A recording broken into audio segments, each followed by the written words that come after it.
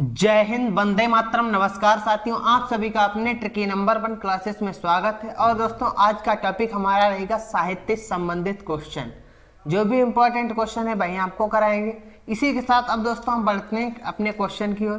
पहला क्वेश्चन हमारा है, अपभ्रंश का वाल्मीकि किसे कहा जाता है? ऑप्शन नंबर ए पुष्पदत्त को, ऑप्शन नंबर बी धनपाल को, option number C Shilabhadra Suri को, ऑप्शन नंबर डी स्वयंभू को। तो दोस्तों यहाँ पे हमारा राइट आंसर क्या हो जाएगा?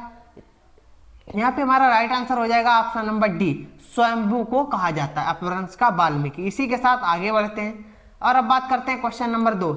हिंदी की आदि जननी है? Option number A Sanskrit, option number B Pali, option number C Prakrit, option number D अपभ्रंश।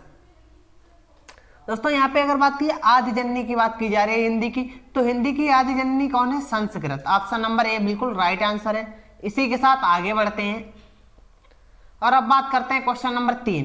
भारत में हिंदी को संविधान की किस धारा के अंतर्गत राजभाषा घोषित किया गया है? ऑप्शन नंबर ए धारा 343 1, ऑप्शन नंबर बी धारा 343 2, ऑप्शन नंबर सी धारा 333 1, ऑप्शन नंबर डी धारा 334 1। तो दोस्तों यहाँ पे हमारा राइट आंसर क्या हो जाएगा? राइट आंसर हो जाएगा ऑप्शन नंबर ए धारा 343 1 के अंतर्गत। इसी के साथ आगे बढ़ते हैं और अब बात करते हैं क्वेश्चन नंबर 4।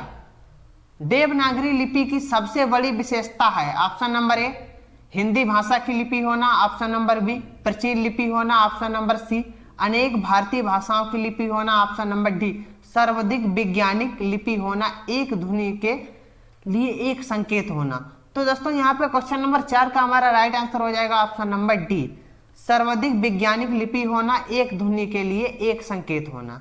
ठीक है दोस्तों, इसी के साथ आगे बढ़ते हैं और अब बात करते हैं क्वेश्चन नंबर 5। दक्षिणी भारत हिंदी प्रचार सभा का मुख्यालय कहाँ स्थित है? Option number A Hyderabad, option number B Bangalore, option number C Chennai, option number D Mysore. दोस्तों यहाँ पे हमारा राइट आंसर क्या हो जाएगा? तो यहाँ पे हमारा राइट आंसर हो जाएगा ऑप्शन नंबर सी। क्या दोस्तों? चेन्नई। कहाँ स्थित है? चेन्नई में। इसी के साथ आगे बढ़ते हैं और अब बात करते हैं क्वेश्चन नंबर 6। संविधान के अनुच्छेद 351 में किस विषय का वर्णन है? ऑप्शन नंबर ए संघ की राज्य भाषा, ऑप्शन नंबर बी उच्चतम न्यायालय की भाषा, ऑप्शन नंबर सी पत्राचार की भाषा, ऑप्शन नंबर डी हिंदी के विकास के लिए निर्देश।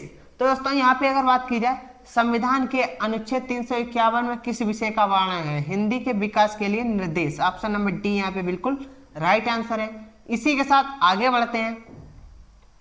अब बात करेंगे क्वेश्चन नंबर 7। ब्रज भाषा है? ऑप्शन नंबर ए पूर्वी हिंदी, ऑप्शन नंबर बी पश्चिमी Hindi, option number C Bihari Hindi, option number D फुहारी हिंदी। दोस्तों ब्रज भाषा की अगर हम बात करें तो ब्रज भाषा दोस्तों किसके अंतर्गत आती है? वह हमारी आती है पश्चिमी हिंदी के अंतर्गत आती है। इसी के साथ आगे बढ़ते हैं और अब बात करते हैं क्वेश्चन नंबर 8। मगही किस उपभाषा की बोली है? Option number A Rajasthani, option number B पूर्वी हिंदी, ऑप्शन नंबर सी पश्चिमी Hindi, option number D Bihari. तो क्वेश्चन नंबर 8 का राइट आंसर दोस्तों यहाँ पे क्या हो जाएगा? मगही जो है, मगही और मैथिली ये हमारी किसके अंतर्गत आती है? बिहारी हिंदी के अंतर्गत आती है। दोस्तों इसकी हम पूरी क्लास डिटेल से बता चुके हैं, आप लोग प्लेलिस्ट में जाकर हमारे चैनल पे देख सकते हैं। इसी के साथ आगे बढ़ते हैं और अब बात करते हैं क्वेश्चन नंबर 9। हिंदी की विशिष्ट बोली ब्रज भाषा किस रूप में सबसे अधिक प्रसिद्ध है? Option number A Ramlila, option number B गद्य भाषा, ऑप्शन नंबर सी नाट्य भाषा, ऑप्शन नंबर डी काव्य भाषा। दोस्तों यहाँ पे हमारा राइट आंसर क्या हो जाएगा? ऑप्शन नंबर डी काव्य भाषा। ठीक है दोस्तों, इसी के साथ आगे बढ़ते हैं और अब बात करते हैं क्वेश्चन नंबर 10। सौरसेनी अपभ्रंश से कौन सी भाषा विकसित हुई है? ऑप्शन नंबर ए पूर्वी Hindi, option number B Bihari, option number C पश्चिमी, ऑप्शन नंबर डी लहंदा। तो दोस्तों यहाँ पे पूछा गया सौरसेनी अपभ्रंश से कौन सी भाषा विकसित हुई है? क्वेश्चन नंबर 10 का दोस्तों राइट आंसर हमारा क्या हो जाएगा? पश्चिमी हिंदी। क्या दोस्तों? पश्चिमी हिंदी। ठीक है दोस्तों, पश्चिमी हिंदी को कोरवी भी कहते हैं। इसी के साथ आगे बढ़ते हैं और अब बात करते हैं क्वेश्चन नंबर 11। मध्यकालीन आर्य भाषा किसे कहा गया है? ऑप्शन नंबर ए पूर्वी हिंदी, ऑप्शन नंबर बी प्रकृति Hindi, option number C Pahari Hindi, option number D Bihari Hindi. दोस्तों क्वेश्चन नंबर 11 का हमारा राइट आंसर क्या हो जाएगा? ऑप्शन नंबर बी प्रकृति भाषा। क्या दोस्तों? प्रकृति हिंदी को आर्य भाषा कहा गया है। इसी के साथ आगे बढ़ते हैं और अब बात करते हैं क्वेश्चन नंबर 12। खड़ी बोली, खड़ी बोली किस हिंदी की भाषा है? ऑप्शन नंबर पूर्वी हिंदी की, option number B Bihari Hindi की, ऑप्शन नंबर सी पश्चिमी हिंदी की, ऑप्शन नंबर डी पहाड़ी हिंदी की। दोस्तों खड़ी बोली की अगर हम बात करते हैं तो खड़ी बोली हमारी किसके अंतर्गत आती है? वह हमारी आती है पश्चिमी हिंदी के अंतर्गत आती है। ठीक है दोस्तों, इसी के साथ आगे बढ़ते हैं और अब बात करते हैं क्वेश्चन नंबर 13। अंग्रेजी भाषा की लिपि कौन सी है? Option number A English, option number B Greek, option number C French, option number D Roman. दोस्तों अंग्रेजी भाषा की लिपि की अगर हम बात करें तो अंग्रेजी भाषा की लिपि हमारी क्या है? रोमन लिपि है। ठीक है दोस्तों, क्या रोमन लिपि। इसी के साथ आगे बढ़ते हैं। अब बात करते हैं क्वेश्चन नंबर 14। उर्दू भाषा किस भाषा की लिपि है? Option number A Hebrew, option number B अरबी, ऑप्शन नंबर सी तुर्की, ऑप्शन नंबर डी फारसी। दोस्तों उर्दू भाषा जो है, उर्दू भाषा की लिपि कौन सी है? हमारी फारसी लिपि है। कौन सी? फारसी। इसी के साथ आगे बढ़ते हैं। अब बात करेंगे क्वेश्चन नंबर 15। भारतीय संविधान, भारतीय संविधान के किन अनुच्छेदों में राज्य भाषा संबंधी प्रावधानों का उल्लेख है? ऑप्शन नंबर ए अनुच्छेद 343 से 351 तक, ऑप्शन नंबर बी अनुच्छेद 434 से 445 तक, ऑप्शन नंबर सी अनुच्छेद 351 से 363 तक, ऑप्शन नंबर डी अनुच्छेद 453 से 464 तक। दोस्तों यहाँ पे हमारा राइट आंसर क्या हो जाएगा? ऑप्शन नंबर ए अनुच्छेद 343 से 351 तक हिंदी भाषा का जो है वर्णन है। इसी के साथ आगे बढ़ते हैं और अब बात करें क्वेश्चन नंबर 16।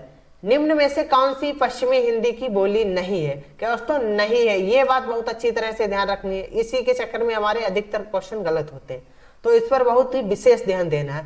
अब बात करते हैं option number Bundeli, option number B Braj, option number C Bagheli, दोस्तों ऑप्शन नंबर डी कन्नौजी। तो दोस्तों यहाँ पे पूछा गया नहीं है, तो दोस्तों क्या बुंदेली, ब्रज और कन्नौजी ये हमारी किसके अंतर्गत आती है? पश्चिमी के अंतर्गत आती है। अगर हम इसी के साथ बात करते हैं जो बघेली हमारी है, बघेली ये हमारी पूर्वी के अंतर्गत आती है। तो यहाँ पे हमारा राइट आंसर क्या हो जाएगा? Option number C. इसी के साथ आगे बढ़ते हैं। अब बात करते हैं क्वेश्चन नंबर 17। भाषाई आधार पर सर्वप्रथम किस राज्य का गठन हुआ था? Option number Punjab, option number B Jammu Kashmir, option number C Rajasthan Andhra Pradesh, option number D Andhra Pradesh. तो दोस्तों यहाँ पे हमारा राइट आंसर क्या है? ऑप्शन नंबर डी यहाँ पे बिल्कुल राइट आंसर है। आंध्र प्रदेश का सर्वप्रथम भाषाई आधार पर इसका विकास हुआ था। ठीक है दोस्तों, इसी के साथ आगे बढ़ेंगे और अब बात करते हैं क्वेश्चन नंबर 18। व्याकरण और वर्तनी की दृष्टि से शुद्ध भाषा क्या कहलाती है? ऑप्शन नंबर ए फ्रांजल भाषा, ऑप्शन नंबर बी साहित्यिक भाषा, ऑप्शन नंबर सी व्याकरणिक भाषा, ऑप्शन नंबर डी मानक भाषा। दोस्तों क्वेश्चन नंबर 18 का हमारा राइट आंसर क्या आ जाएगा? जो दोस्तों व्याकरण और वर्तनी की दृष्टि से जो शुद्ध भाषा क्या कहलाती है उसे दोस्तों हम क्या कह लेते हैं? प्रांजल भाषा। इसी के साथ आगे बढ़ेंगे और अब बात करते हैं क्वेश्चन नंबर 19। भाषा के आधार पर राज्यों की पुनः संरचना किस वर्ष की गई थी? Option number A 1953, option number B 1952, option number C 1956 में, ऑप्शन नंबर डी 1954 में। तो दोस्तों भाषा के आधार पर राज्यों की पुनः संरचना किस वर्ष की गई थी? तो यहाँ पे हमारा राइट आंसर हो जाएगा ऑप्शन नंबर सी 1956 में। इसी के साथ आगे बढ़ेंगे और अब बात करते हैं क्वेश्चन नंबर 20।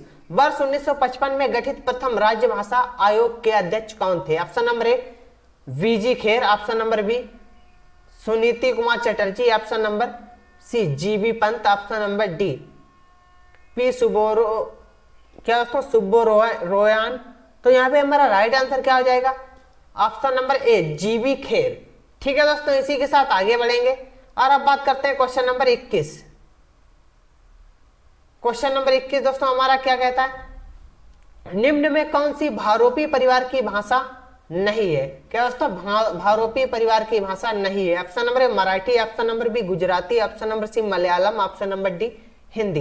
दोस्तों भारोपी परिवार की अगर हम बात करते हैं यहाँ पे पूछा गया नहीं है। क्या दोस्तों नहीं है, तो कौन सी नहीं है? तो यहाँ पे हमारा राइट आंसर हो जाएगा ऑप्शन नंबर सी मलयालम जो है ये भारोपी परिवार की भाषा नहीं है। इसी के साथ आगे बढ़ते हैं और अब बात करते हैं क्वेश्चन नंबर 22। हिंदी दिवस कब मनाया जाता है? ऑप्शन नंबर ए 14 सितंबर, ऑप्शन नंबर बी 11 जून, ऑप्शन नंबर सी 28 सितंबर, ऑप्शन नंबर डी 10 अक्टूबर। तो दोस्तों यहाँ पे अगर बात करते हैं हिंदी दिवस, यहाँ पे पूछा गया हिंदी दिवस कब मनाया जाता है? हिंदी दिवस दोस्तों हमारा मनाया जाता है 14 सितंबर को। यहीं पे अगर क्वेश्चन हमारा एक तरीके से और बनता है विश्व हिंदी दिवस कब मनाया जाता है? तो विश्व हिंदी दिवस हमारा कब मनाया जाता है दोस्तों? 10 जनवरी को। इसी के साथ आगे बढ़ेंगे और अब बात करते हैं क्वेश्चन नंबर 23। वर्तमान हिंदी का प्रचलित रूप है? Option number A Awadhi, option number B Brajbhasha, option number C Devanagari, option number D Saurashtri. तो यहाँ पे हमारा राइट आंसर क्या हो जाएगा? तो यहाँ पे ऑप्शन नंबर सी देवनागरी। क्या दोस्तों, वर्तमान में हिंदी का प्रचलित रूप क्या है? देवनागरी। इसी के साथ आगे बढ़ेंगे और अब बात करते हैं क्वेश्चन नंबर 24। अधिकतर भारतीय भाषाओं का विकास किस लिपि में हुआ? सॉरी दोस्तों, किस लिपि से हुआ है? ऑप्शन नंबर शारदा लिपि, ऑप्शन नंबर बी खरोष्टी लिपि, ऑप्शन नंबर सी कुटिल लिपि, ऑप्शन नंबर डी ब्राह्मी लिपि। तो दोस्तों अधिकतर भारतीय भाषाओं का विकास जो हुआ है वह हमारा ब्राह्मी लिपि से हुआ है। इसी के साथ आगे बढ़ते हैं और अब बात करते हैं क्वेश्चन नंबर 25। मेवाती किस उपभाषा वर्ग की बोली है? ऑप्शन नंबर पूर्वी Hindi, option number B Rajasthani Hindi, option number C Pahari Hindi, option number D Bihari Hindi. दोस्तों मेवाती की अगर हम बात करते हैं, मेवाती दोस्तों मेवाती शब्द से ही पता चलता है ये किस उपभाषा वर्ग के अंतर्गत आती है। तो यहाँ पे हमारा राइट आंसर क्या हो जाएगा? Option number B Rajasthani Hindi के अंतर्गत आती है। इसी के साथ आगे बढ़ेंगे और अब बात करते हैं क्वेश्चन नंबर 26। देवनागरी लिपि का प्रयोग सर्वप्रथम किस राज्य में हुआ माना जाता है? Option number A Maharashtra, option number B Uttar Pradesh, option number C Rajasthan, option number D Gujarat. दोस्तों देवनागरी लिपि का प्रयोग सर्वप्रथम किस राज्य में हुआ माना जाता है? तो यहाँ पे हमारा राइट आंसर क्या हो जाएगा? ऑप्शन नंबर डी गुजरात राज्य में माना जाता है। इसी के साथ आगे बढ़ेंगे, अब बात करते हैं क्वेश्चन नंबर 27। क्या दोस्तों ब्रजबुली नाम से जानी जाती है? Option number Punjabi, option number B Marathi, option number C Gujarati, option number D पुरानी बांग्ला। तो दोस्तों ब्रजबुली नाम से जाने जाने वाली भाषा हमारी कौन सी हो जाएगी? वह हो जाएगी दोस्तों पुरानी बांग्ला। इसी के साथ आगे बढ़ेंगे और अब बात करते हैं क्वेश्चन नंबर 28। क्या दोस्तों दुढ़ाड़ी बोली है? ऑप्शन नंबर पश्चिमी राजस्थान की, ऑप्शन नंबर बी पूर्वी राजस्थान की, option number D option number C दक्षिणी राजस्थान की, ऑप्शन नंबर डी उत्तरी राजस्थान की। दोस्तों दुधारी जो बोली है ये हमारी किसके अंतर्गत आती है? पूर्वी राजस्थान के अंतर्गत आती है। इसी के साथ आगे बढ़ेंगे और अब बात करते हैं क्वेश्चन नंबर 29।